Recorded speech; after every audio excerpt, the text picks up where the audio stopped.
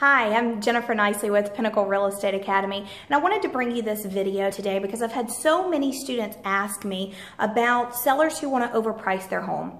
And I want to talk to you a little bit about the importance of not overpricing a home. First, there's a message to the sellers. Sellers, we need you to hire a knowledgeable realtor. The reason why you hire this person is because they know the market. They know what they're doing. They know how to price it right to attract that correct buyer. Now, agents, on the other hand, we need you to stand up and say, this is the right price. This is why we need to price it this way. Let me give you a scenario. Let's say that I have listed a home, and I have listed that home for a couple of days. And within 2 days, we get an offer, a good offer on our listing. I've heard sellers say, well, you must have priced it too low, or else we wouldn't have gotten an offer this quick. Or I've heard sellers say, why don't we just wait, because if we can get an offer this quick, then we will get another offer and a better offer in a few days. Well, here's the problem with that. First of all, if you hadn't priced the home right, you wouldn't have got an offer that quickly. If you had overpriced that home, then you wouldn't have gotten an offer at all, and that buyer that was perfect for your listing would never have looked at that home because it was overpriced.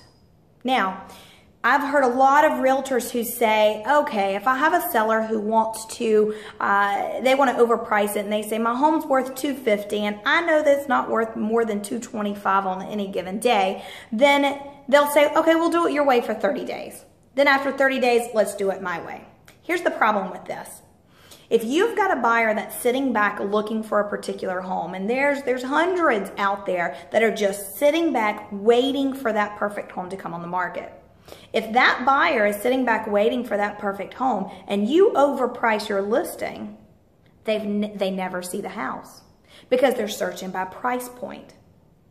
So you've now missed your prime buyer market who would be willing to pay top dollar.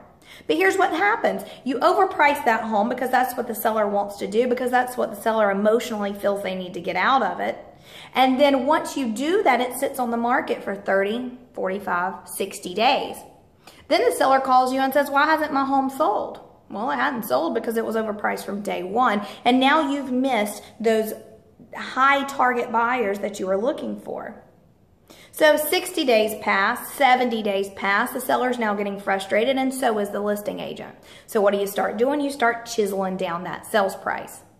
Well, what happens with that? The more you chisel down that sale price, the more society believes that something's wrong with that home. Oh, it must be stigmatized. Somebody doesn't want it for a reason. Or the buyer looks at it and says, you know what? These sellers are desperate. They've reduced their home by $10,000 and it's been on the market 120 days. Well, reality is if they had priced it right the first time, they wouldn't have had to chisel down that sales price and it wouldn't be stigmatized.